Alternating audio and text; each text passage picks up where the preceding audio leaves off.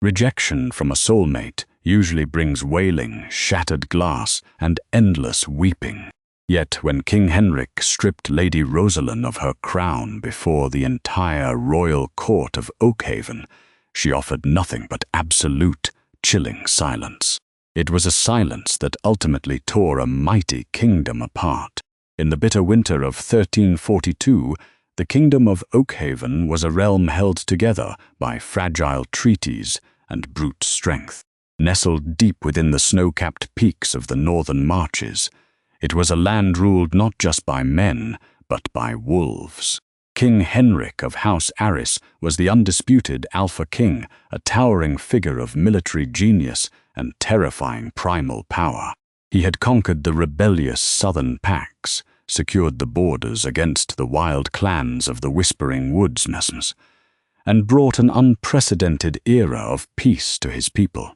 Yet for all his martial prowess, Henrik's reign was plagued by a singular, glaring vulnerability: his fated mate. The moon goddess, in her infinite and often cruel wisdom, had not paired the great Alpha King with a fierce warrior princess or a wealthy duchess. She had chosen Lady Rosalin of House Beaumont. House Beaumont was a minor, impoverished noble family whose lands had been ravaged by a famine a decade prior. Rosalin was a quiet, fiercely intelligent woman with eyes the color of a tempestuous sea and a heart that belonged entirely to Henrik. From the moment their eyes met across a crowded courtyard, 2 years ago the mate bond had snapped into place, tethering their souls.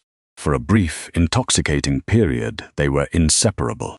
Henrik found solace in Rosalin's gentle strength, and Rosalin found safety in his fierce protection.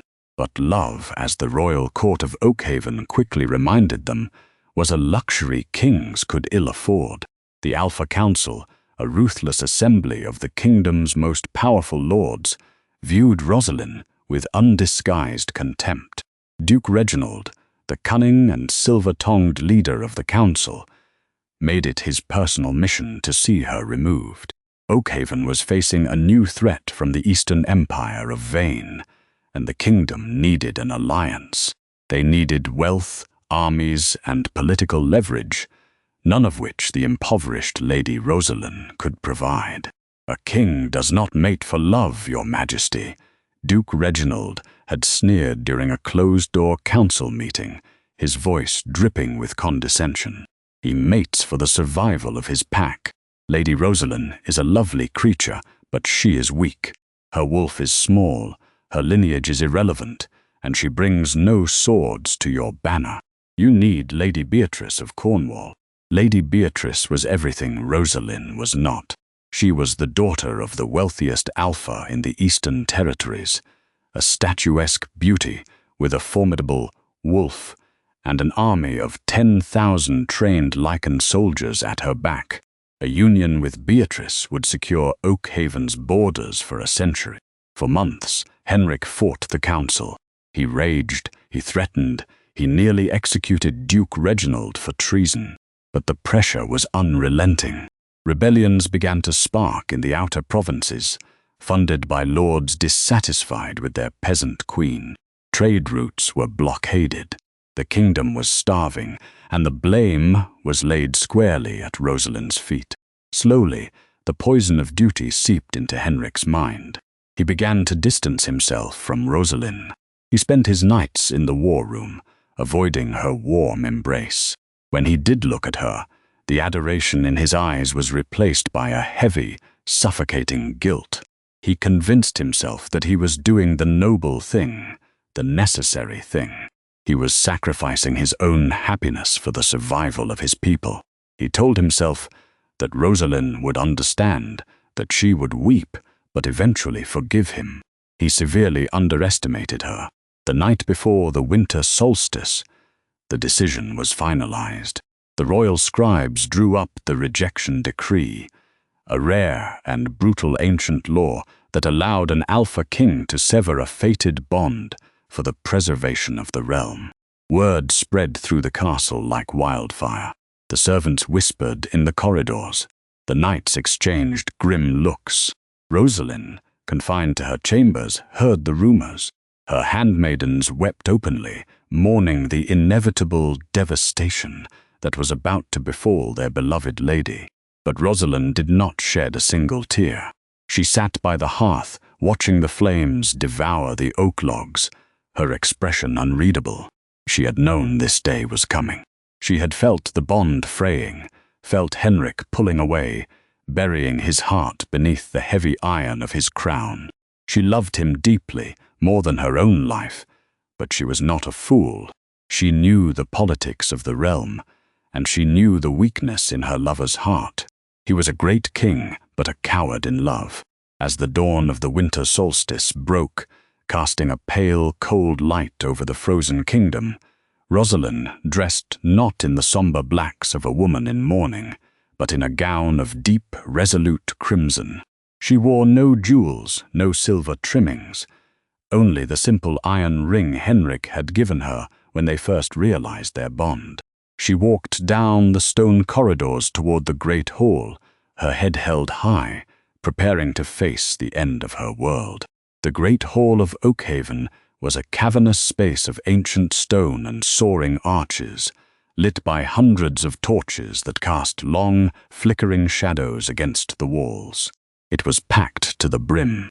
Every lord, lady, knight, and council member had gathered to witness the unprecedented spectacle.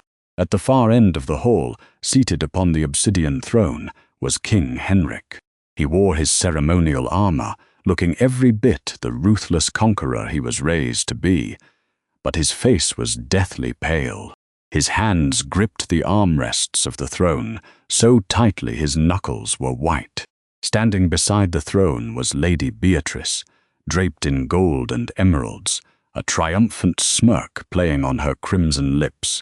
She looked down at the crowd with the arrogance of a predator who had just claimed her prize. Duke Reginald stood nearby, holding the heavy parchment of the Rejection decree. The massive oak doors groaned open, and a hush fell over the hall. It was a silence so profound that the crackling of the torches sounded like roaring thunder. Lady Rosalin stepped into the hall. She did not tremble. She did not hesitate. Her footsteps echoed with rhythmic precision on the stone floor. The courtiers parted for her, some watching with pity, others with cruel satisfaction. Henrik's breath hitched in his chest. His wolf, the primal beast within him, scratched frantically at his ribs, howling in agony at the sight of their mate walking toward her execution. Henrik forced the beast down, locking it away behind walls of duty and royal obligation. Rosalin reached the base of the dais and stopped. She did not bow. She simply looked up at Henrik. Her sea-storm eyes locked onto his, and in that gaze, Henrik searched desperately for a plea. He wanted her to scream at him. He wanted her to beg, to throw a royal tantrum, to fight for him. If she fought, it would validate his internal narrative, that he was the tragic hero making a heart-wrenching sacrifice against a desperate lover. But there was no desperation in Rosalin's eyes, only a profound, chilling clarity. Duke Reginald stepped forward, his voice booming across the silent hall. By the ancient laws of Oakhaven, and for the prosperity and survival of the realm, King Henrik of House Arys does hereby invoke the ritual of severance. The Duke turned to the king. It was time. Henrik stood up. His massive frame seemed to shrink under the weight of his own words. He looked at Rosalin, his voice trembling slightly before he forced it into an authoritative bark. I, Henrik of House Arys, Alpha King of the Northern Marches, do hereby reject you, Lady Rosalin of House Beaumont, as my fated mate, my Luna, and my equal. I sever this bond from now until the end of days. The words hung in the air, toxic and heavy. When a mate bond is severed, the physical toll is usually catastrophic. Women were known to collapse, coughing up blood, screaming in spiritual agony as their souls were violently torn in half. The crowd braced themselves, waiting for the wailing, waiting for the tragic, dramatic collapse of the fragile Lady Beaumont. Rosalin stood perfectly still. A sharp, collective gasp rippled through the hall. She didn't fall. She didn't flinch. Slowly, methodically, she reached for the simple iron ring on her finger, the promise Henrik had made to her beneath the ancient willow tree. She slid it off. "I, Lady Rosalin of House Beaumont," she said, her voice clear, calm, and carrying to every corner of the vast hall, "accept your rejection, King Henrik." She walked up the 3 steps of the dais. The royal guards tensed, their hands moving to the hilts of their swords. But Henrik held up a hand, freezing them in place. Rosalin stopped inches away from the king. She reached out and gently placed the iron ring onto the armrest of the obsidian throne. She looked Henrik dead in the eye. There were no tears pooling in her lashes. Her voice did not crack. It was her silence, the complete absence of brokenness, that was so utterly terrifying. She gave him one final, perfect curtsy, the formal, cold gesture of a subject to her monarch, entirely stripped of any intimacy or love. Then she turned her back on the king and walked out. The silence she left behind was suffocating. Henrik stared at her, retreating back, his chest heaving. The moment the heavy oak doors shut behind her, the reality of the severed bond finally struck him. But it was not Rosalin who collapsed. A sickening crack echoed through Henrik's mind. The spiritual tether that connected his soul to hers snapped. But because she had accepted it so completely, so willingly, the backlash of the magic rebounded entirely onto him. Henrik staggered backward, gasping for air as a white-hot agony seared through his veins. He fell back onto the throne, clutching his chest, a strangled, guttural sound tearing from his throat. His wolf went completely, terrifyingly silent. It did not howl in mourning. It turned its back on him, withdrawing deep into his psyche, disgusted by the weakness of its human host. "Your Majesty!" Lady Beatrice rushed forward, her hands reaching out to comfort him. Henrik violently slapped her hands away, his eyes wild and bloodshot as he stared at the iron ring resting on the throne. The victory Duke Reginald and the council had promised him tasted like ash. He had secured his kingdom, but in the deafening, tearless silence of the woman he loved, Henrik realized with a sickening dread that he had just destroyed himself. Outside the castle walls, the winter wind howled. Rosalin mounted a waiting horse in the courtyard. She cast one last look at the towering spires of Oakhaven. She knew a secret that the Alpha Council, in all their arrogance, had failed to uncover. As she rode out into the freezing night, escorted only by a loyal stable boy, she touched her flat stomach.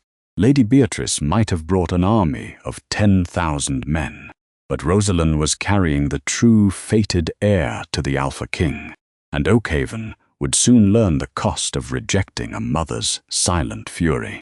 5 harsh, unforgiving winters passed since the day the obsidian throne witnessed the silent departure of Lady Rosalin.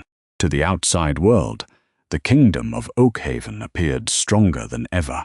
The marriage between King Henrik and Lady Beatrice had brought a staggering influx of wealth.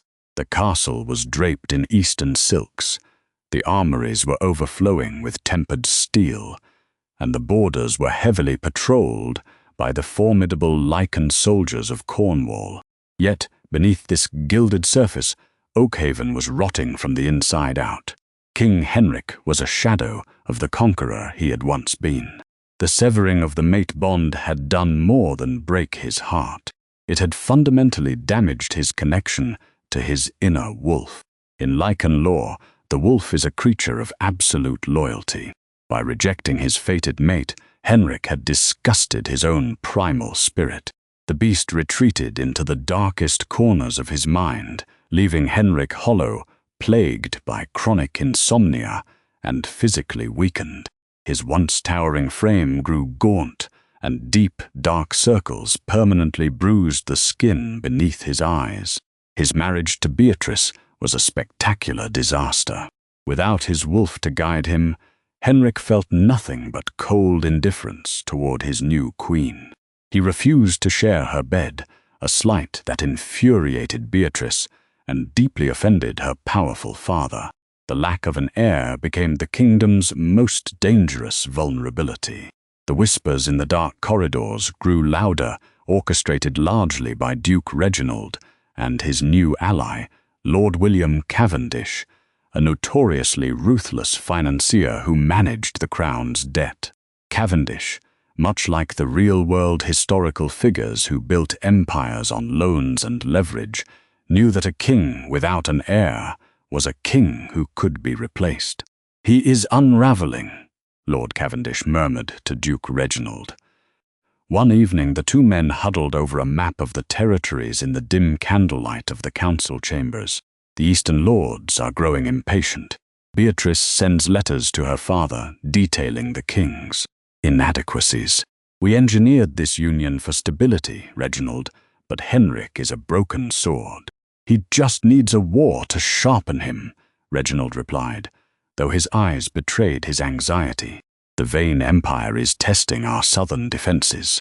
We will march, he will fight, and the people will remember why they fear him." But the war that came was not the one they expected. In the dead of the 6th winter, betrayal struck with devastating precision. The vain empire did not attack the south. They struck the eastern flank, directly through the lands of Beatrice's father. The Cornish army, the very army Henrik had sacrificed his soul to secure, did not raise a single sword in Oakhaven's defense. Instead, Beatrice's father had secretly allied with the vain emperor, realizing that a weakened Oakhaven was ripe for the taking. Beatrice fled in the night, leaving the castle gates compromised. Oakhaven was surrounded. The siege was swift and brutal, cutting off the capital's supply lines.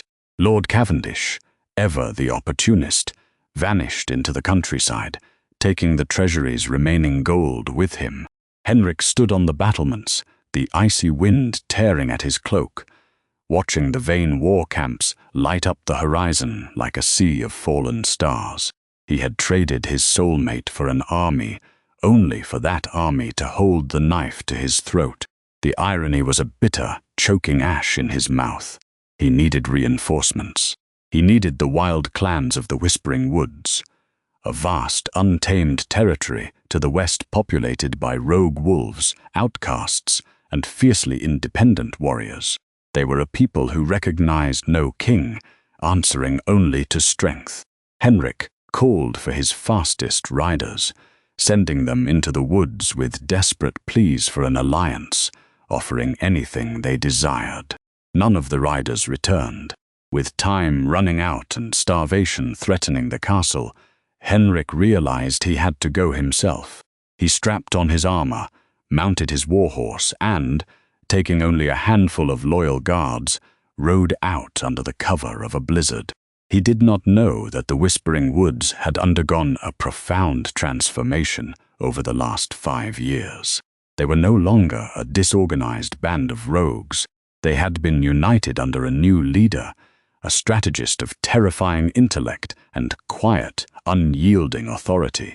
They called this leader the Iron Wolf, a title earned not through bloodshed, but through the brilliant orchestration of trade routes, defensive treaties, and absolute, unwavering justice.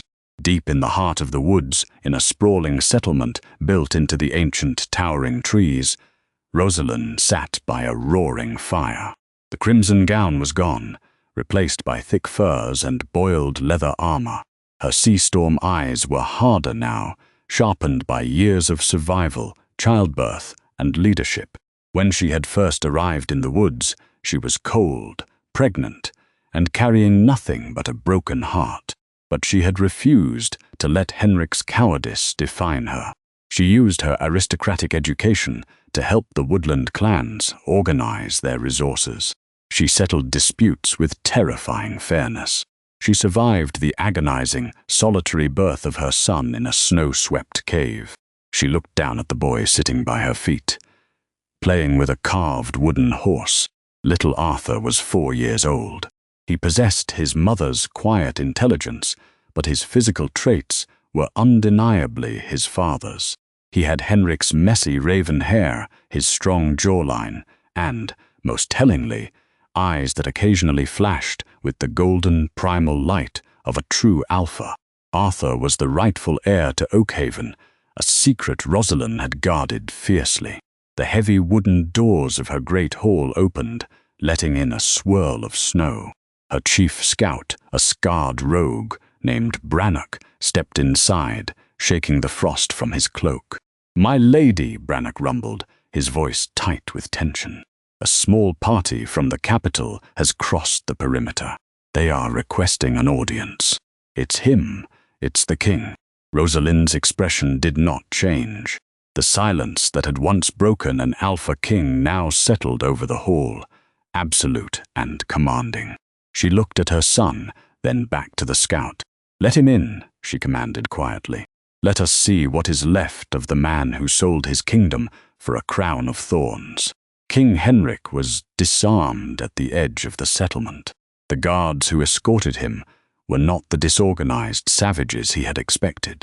They moved with military precision, wearing armor crafted from hardened leather and iron. The efficiency of the camp struck him with a profound sense of unease.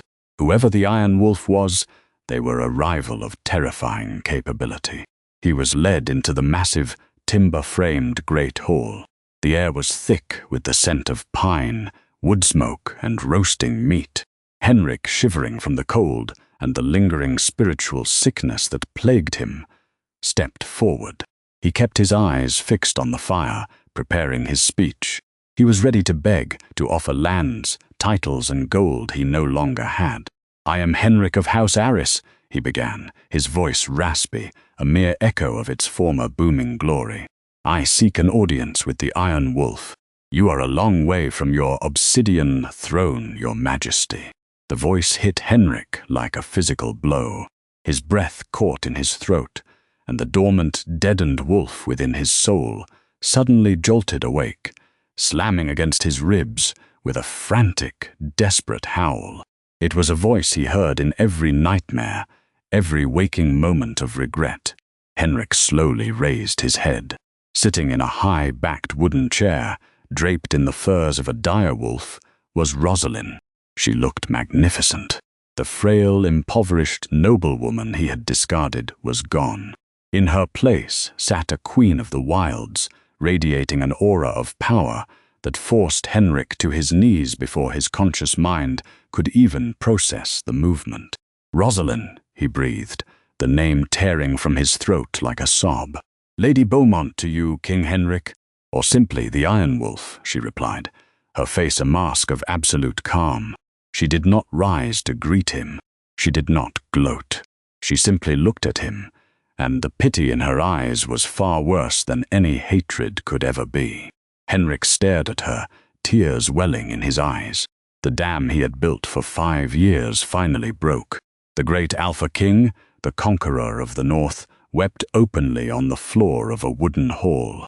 He wept for his mistakes, for the agonizing pain in his chest, for the kingdom he had lost, and for the woman he had betrayed.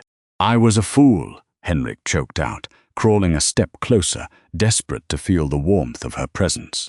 "They poisoned my mind. Reginald, the council. I thought I was saving Oakhaven, but I destroyed it. I destroyed myself. The moment you left, my wolf turned on me. I am nothing, Rosalin. Forgive me, please forgive me." Rosalin watched his breakdown with the same chilling silence she had given him 5 years ago. "Your tears do not move me, Henrik," she said softly. "You did not make a sacrifice for your people. You made a sacrifice for your ego. You wanted the easy path, the grand army, the golden queen. Real leadership is standing by your pack, not selling them out to the highest bidder. You let Duke Reginald run your kingdom into the ground." Before Henrik could respond, a small figure stepped out from the shadows behind Rosalin's chair. Henrik froze. His heart stopped beating for a full second. The boy was small, but he carried himself with an unnatural confidence. He stepped forward, his eyes locking onto Henrik. As the firelight caught the boy's face, Henrik's wolf howled in absolute, earth-shattering recognition. The boy's eyes flashed a brilliant, undeniable alpha gold. Blood of his blood, soul of his soul. By the goddess, Henrik whispered, his entire body trembling as he stared at Arthur. You were with child? I was, Rosalin stated, placing a protective hand on her son's shoulder. This is Arthur, the true heir to the northern marches, the boy you abandoned before he took his first breath. Henrik reached a trembling hand toward the boy. My son, my boy, please. Arthur looked at him, his small face scrunched in confusion. Mother, is this the broken king you told me about? The words from the child's mouth were a final, fatal stab to Henrik's pride. He slumped forward, his forehead pressing against the cold wooden floor. Please, Rosalin, I beg of you, come back to Oakhaven. We can fix this. You can be my Luna. We can rule together. Bring my army, save our home. Rosalin finally stood. She walked down the steps, the heavy furs trailing behind her. She stopped right in front of Henrik, looking down at his broken form. I will save Oakhaven, Rosalin said, her voice ringing with the finality of an executioner's axe. But not for you. I will save it because it is my son's birthright, and I will not return as your Luna. Henrik looked up, desperate, confused. Then, how?